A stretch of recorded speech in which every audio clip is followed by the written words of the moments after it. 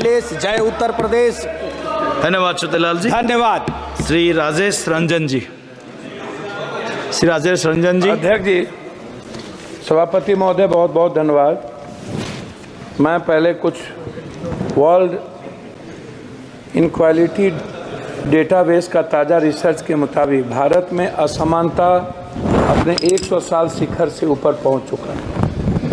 Bharat reserve bank के governor Raghurajan कहते हैं कि भौतिक पूंजी पर जोर देने के साथ साथ मानवीय पूंजी के निर्माण पर ध्यान देने की ज़रूरत थी, जिसको नहीं दिया गया। आर्टिफिशियल इंटेलिजेंस की दुनिया का सामना करने के लिए तैयार हो सके, प्रथम फाउंडेशन की प्रकाशित रिपोर्ट 14 से 18 साल की उम्र वाली चौथाई बच्चे साधारण से लिखे हुए वाक भी नहीं पढ़ पाते हैं आज के इस हिंदुस्तान में। कोविड-19 की जगह के बाद स्वास्थ्य और एजुकेशन पर सबसे ज़्यादा यदि किसी को झटका लगा तो वो बच्चों को लगा है। दूसरी सबसे बड़ी बात यह है कि जो रिपोर्ट आई हुई है उसमें बहुत क्लियर है, यूपीए 2 से पीछे रह गए। क्या जीडीपी के हिस्से के रूप में लगभग 6% का घाटा, और उसके बाद मेक इन इंडिया में विफल होने के कारण राज्य के नेतृत्व वाले विकास मॉडल के बजाय सार्वजनिक निजी भागीदारी पीपी मॉडल पर जो निर्भर हुआ, नतीजा हुआ कि आज की स्थिति में लगभग शेयरों को भी आप देखिए, आरंभिक सार्वजनिक पेशकश 21,000 करोड़ रुपया थी, उनका जब आप निजी क्षेत्र में बिक्री या मोनेटाइजेशन शामिल करने के अनुमानित आंकड़ा देखिएगा तो 6 लाख करोड़ रुपया था। भारत के कार्यबल 20% ही औपचारिक रोजगार जुड़ा हुआ है। अंतर्राष्ट्रीय श्रम संगठन के ताजा आंकड़ों के मुताबिक लगभग 2000 में जहां देश में बेरोजगार में पढ़े लिखे नौजवानों की तादाद 54.2% थी, वो 2022 में बढ़कर 65.7% हो गई। उस तरह दुनिया के कारखानों में तब्दील करने की जो मेक इन इंडिया की सबसे बड़ी बात थी, जिसमें 25 अरब डॉलर मोबाइल इलेक्ट्रॉनिक्स वाली कंपनियों को दिया गया भारत सरकार के द्वारा युवाओं को आगे बढ़ाने के लिए, जिसमें 1.3% भी, ये आंकड़ा मेरा नहीं है, ये आंकड़ा भारत सरकार का है, वो स्थिति इसमें पैदा हो गई कि हमने यूथ को आगे नहीं बढ़ा पाया। लगभग 40% श्रमिक किसी क्षेत्र में काम करते हैं और केवल 20% ही विनिर्माण नौकरियां या आईटी जैसी व्यावसायिक सेवा में काम करता है। ये जो मजदूर है 40%, 10 साल के अंदर इस पर कोई काम वर्तमान सरकार ने नहीं किया। खास तौर पर अनुसूचित जाति एससी, अनुसूचित जनजाति एसटी, पिछड़ा वर्ग ओबीसी आरक्षण के संदर्भ में आप उठा करके देखिएगा, जितनी प्राइवेट नौकरियों की बात आई नियोजित, उस पर कभी भी आज तक सभापति महोदय निजी आरक्षण को लेकर के वर्तमान सरकार 10 सालों में कभी भी किसी भी बजट में प्राइवेट आरक्षण को लेकर एसटी एससी अत्यंत पिछड़े वर्ग के लिए जब आपने सरकारी नौकरी खत्म कर दी, उसी का एक हिस्सा है बजट में जो आया है ओबीसी वर्ग के लिए, जिनकी राह में कठिनाई, छात्रों की pre 210 crore, post matric 10 crore, लगभग 921 करोड़, छात्रवृत्ति नेशनल फेलोशिप 55 करोड़, विदेशी शिक्षा की सब्सिडी स्कीम 25 करोड़ तथा छात्रावास योजना पर 45 करोड़ रुपया की अनुमानित, मतलब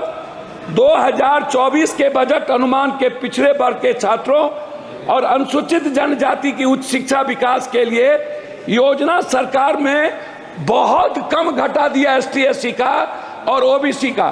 एक तरफ आप अत्यंत पिछड़ा ओबीसी एसटी एससी के आरक्षण को खत्म कर रहे हैं, एक तरफ उनकी इकोनॉमी को खत्म कर रहे हैं। विदेश जो एसटी एससी ओबीसी के बच्चे जा रहे थे उसके लगभग पैसे आपने 3 हिस्सा कम कर दिया। तो मेरा उसमें कहना बिल्कुल साफ है कि अध्यक्ष महोदय, सबसे जो इम्पोर्टेंट था वो है, आप इसको समझने का प्रयास करिए, वो सबसे ज़्यादा है एजुकेशन, हेल्थ, नरेगा, विडो। मैं सभापति महोदय विडो के बारे में जो 6 पेंशन है, विधवा पेंशन है, वृद्धा पेंशन है, निःशक्त पेंशन है, मैं सरकार से जानना चाहूंगा ये 300 रुपया कब तक आप दोगे? 400 रुपया कब तक? क्या इस पेंशनधारी को 1000 से 2000 रुपया वृद्धा पेंशन को क्या नहीं बढ़ाना चाहिए? दूसरी चीज, नरेगा जिस पर मजदूर निर्भर है, मनरेगा की स्थिति को आपने कितना कम बजट दिया है, आप इसको देख लीजिए।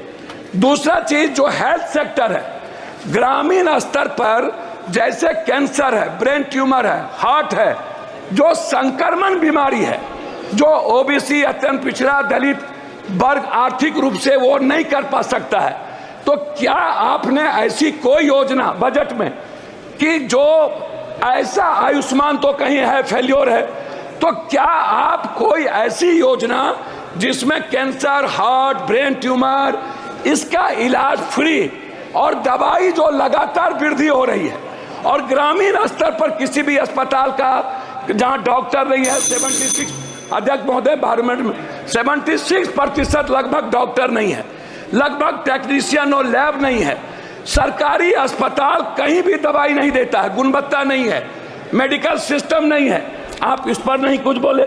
मेरा सिर्फ आपसे अंत में कहना यह है कि आपने जाति जनगणना, मेरा कहना है कि अध्यक्ष महोदय कि जाति जनगणना के लेकर के आपकी क्या राय है, इस पर आप कभी चर्चा नहीं करते हैं।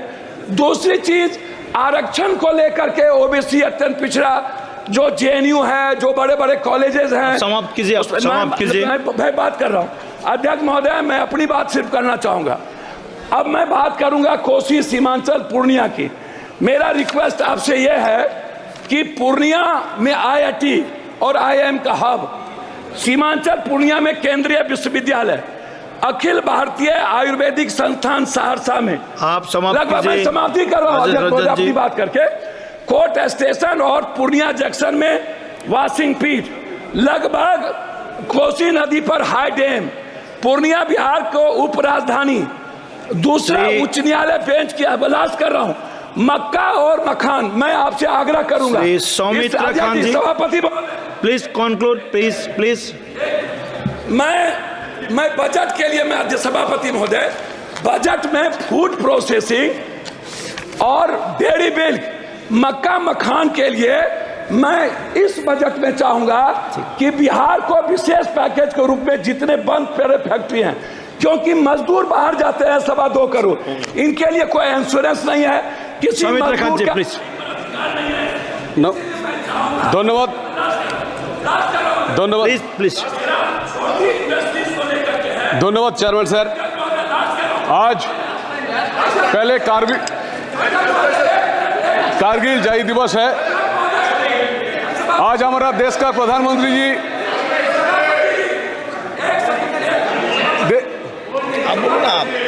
आप पहले धन्यवाद देना चाहता हूं, जहां देश का प्रधानमंत्री जी हमारा एक सेकेंड आप मेरा आग्रह 15 सेकंड में बोले, 15 सेकंड। मेरा आग्रह है अध्यक्ष जी, ये जो आप जैसे आंगनबाड़ी, रसोईया, आज कारगिल जय दिवस, ममता, आशा, नियोजित, संविदा, शिक्षा मित्र, मेरा 2 ही इसमें सबमिशन है। लगातार जैसे अग्निवीर के बारे में ये सवाल उठ रहा है, नियोजित, संविदा, शिक्षा मित्र जो उत्तर प्रदेश में है, इसके खिलाफ ये असमानता है टीचर के प्रति, ये असमानता है एजुकेशन और सम्मानजनक प्रति। ओके, थैंक यू धन्यवाद सर। आज प्लीज कंक्लूड। कोई चीज सौमित्र खान जी प्लीज स्टार्ट। सर धन्यवाद, प्लीज से नमन करता हूं।